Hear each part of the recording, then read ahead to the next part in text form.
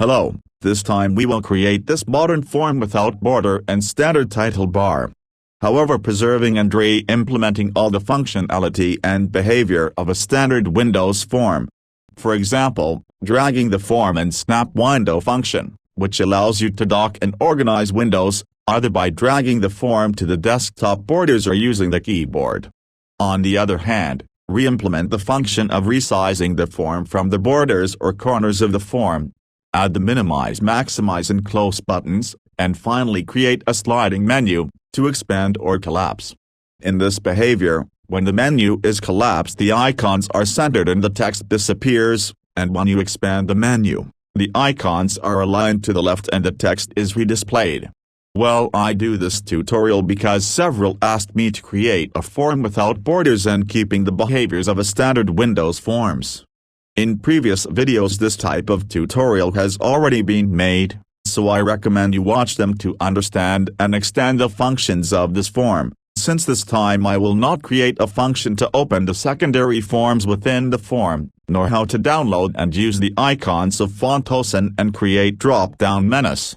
I will leave all the help links in the video description. Okay, with all that said, let's get started with the tutorial. Here I already have a project creating in Windows Forms in C# with .NET Framework 4.5.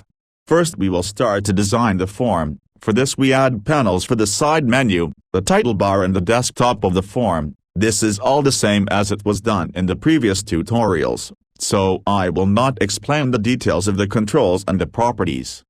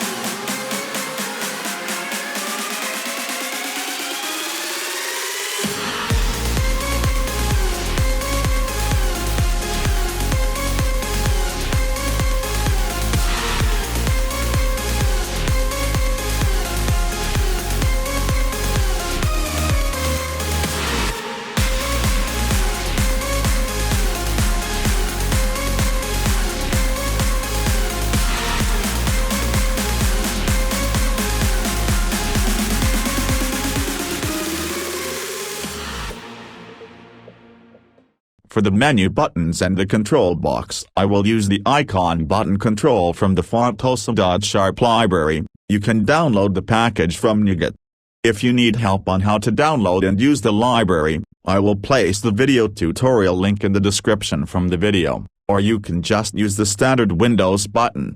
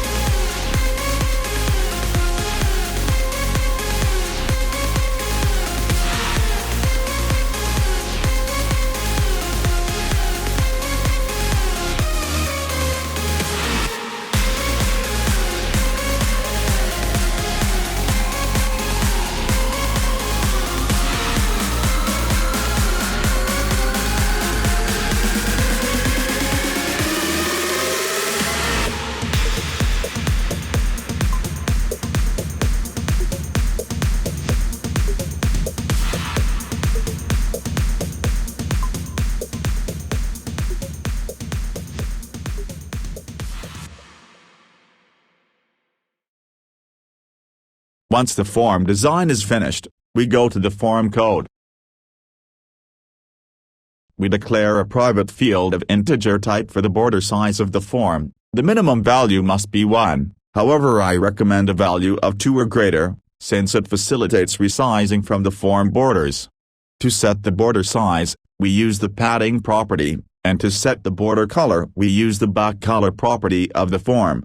These two properties complement each other.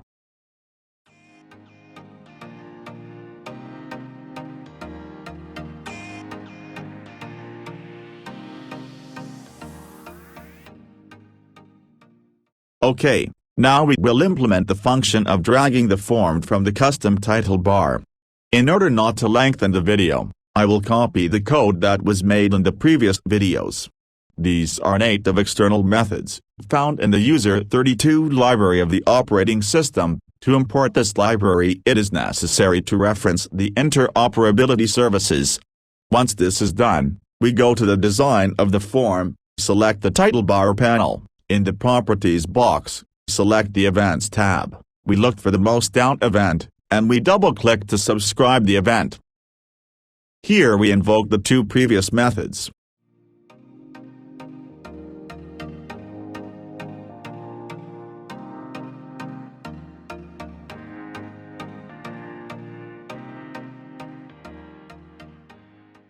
And in this way we can drag the form from the custom title bar. Okay. Now we will remove the standard title bar and border from the form, but keeping the snap windows function and minimize function the form from the taskbar. For this to be possible we must intercept the ClientSize message in the Windows message processes. The value of this message is x83, it has two parameters. This message is sent when the size and position of a Windows client area needs to be calculated, and here's the trick.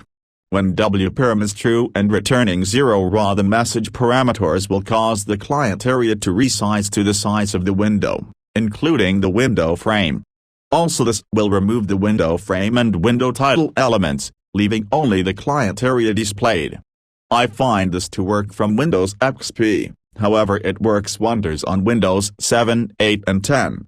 Well, to intercept the message, we must override the window proc function. This documentation is for C++, but it is also possible to do it in C# and Visual Basic. So, we will override the window proc method to intercept the message ClientSize.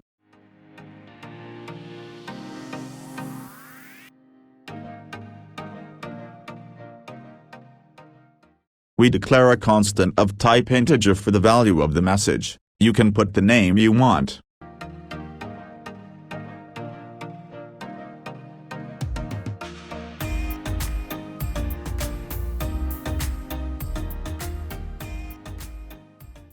We add a condition, if the window message is ClientSize.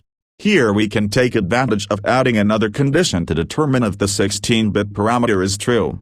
So, we nest another condition, and if the 16-bit parameter is true, for this case, we convert the value to an integer. Remember that true is 1 and false is 0. Well, when the message is to calculate size and W parameter is true, we simply put the return statement to interrupt the processing of the message and not create the standard title bar of the form. Okay, let's test the form.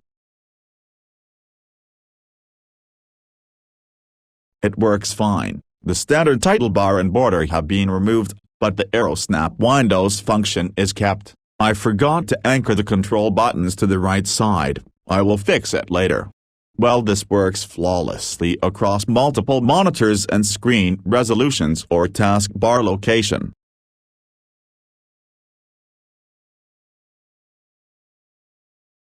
The form docks properly on the desktop workspace.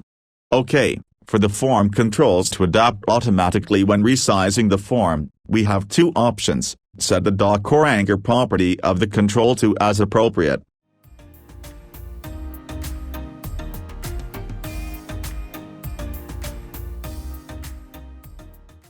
Great, the snap window function is working correctly. However, when maximizing the form, it goes a bit out of bounds at the top, left and right, so the form is not fully displayed. This is because by removing the standard border style, the form still retains the original size with the borders and the title bar, so the client area of the form will be much larger than normal. Solving this problem is really complicated, however, as usual, I will show you a fairly simple solution. We select the form, and subscribe the Resize event.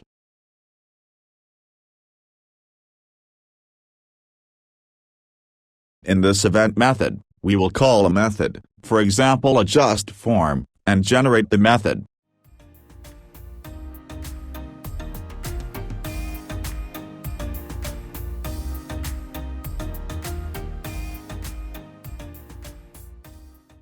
OK, in this adjustForm method, we create a case selection for the window state.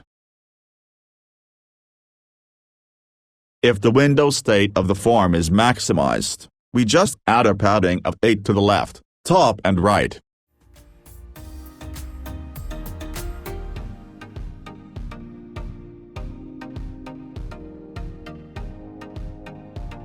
And if the window state of the form is normal, we set the border size as padding again.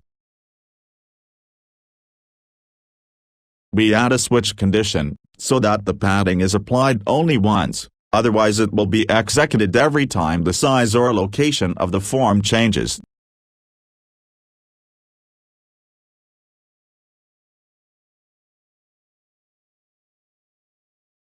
Very good, the form fits well within the confines of the desktop workspace. OK, now we re-implement the minimize, maximize and close button functions.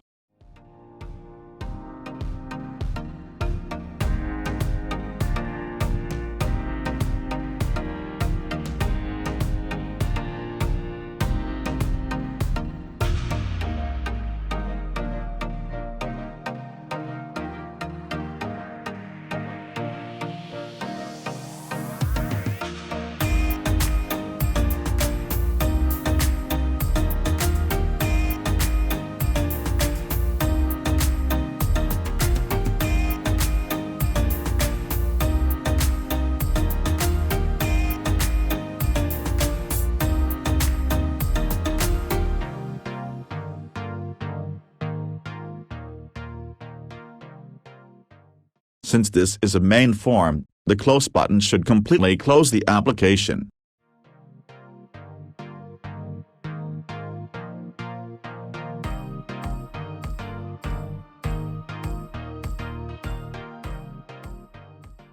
It works fine. However, I noticed that the size of the form changes little by little in each behavior of the restore and minimize button. I will leave a solution in the source code that is published on the channel website.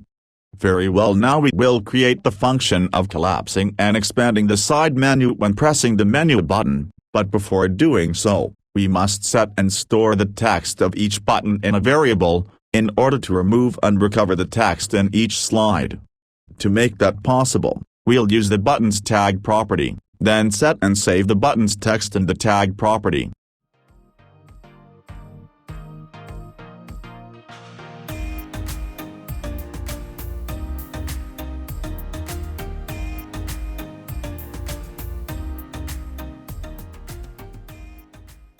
Once we finish saving the button text, we subscribe the menu button click event. In this event method, we will invoke a method, for example collapse menu.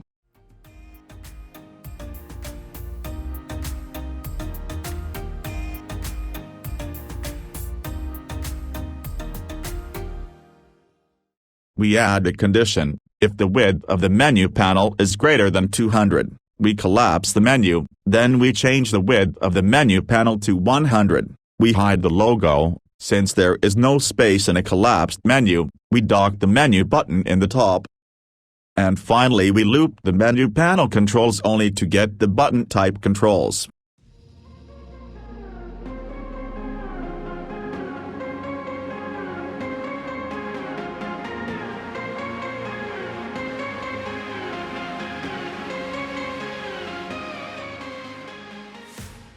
So, on the menu buttons, we remove the button text, align the button icon in the center, and remove the padding.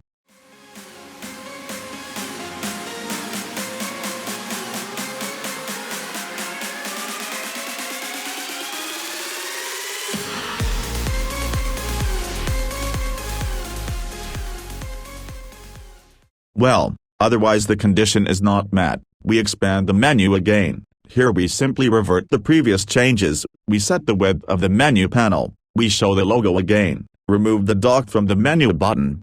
We reset the button text. To do this, recover the tag property text. Remember that the button text is stored in the button tag property.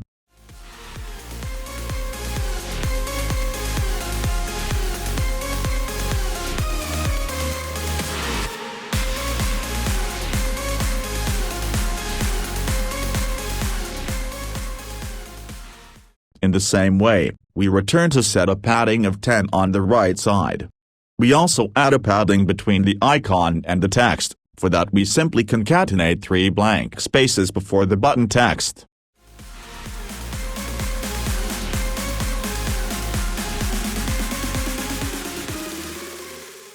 Okay, that's all. Optionally, we start the form with the collapsed menu.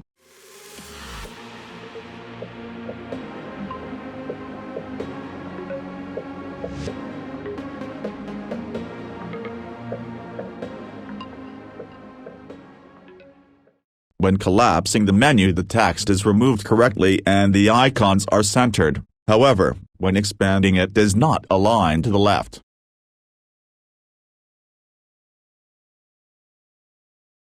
Well, I forgot to reset the icon alignment to the left.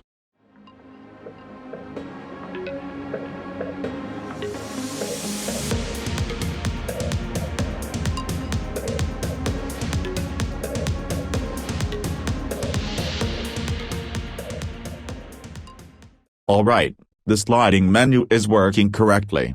Now we re-implement the function of resizing the form from the borders or corners of the form, since for now it is not possible to do so. Well, the video already has a long duration, so in order not to make it longer, here I have the code all commented. To make a resizable form, we must intercept the hit test message in the window message processes. I'll leave all the code for this tutorial on the channel's website, so don't worry about writing these codes, but I recommend reading the comments to understand the function of each line of code.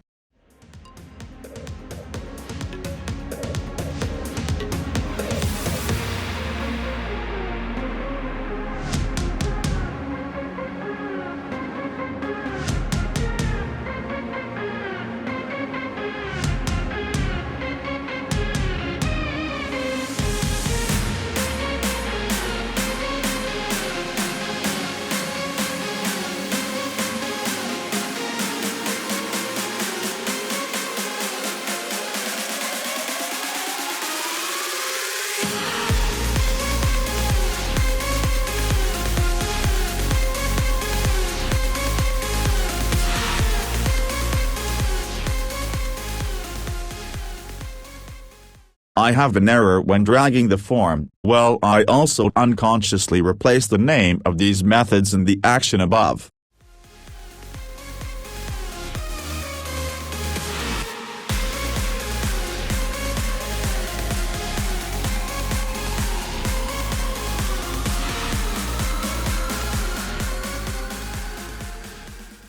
This external method is very case sensitive, so it must be correctly written. This same error passed to a subscriber who requested my help. Sometimes the errors are so simple that we do not realize it for that reason.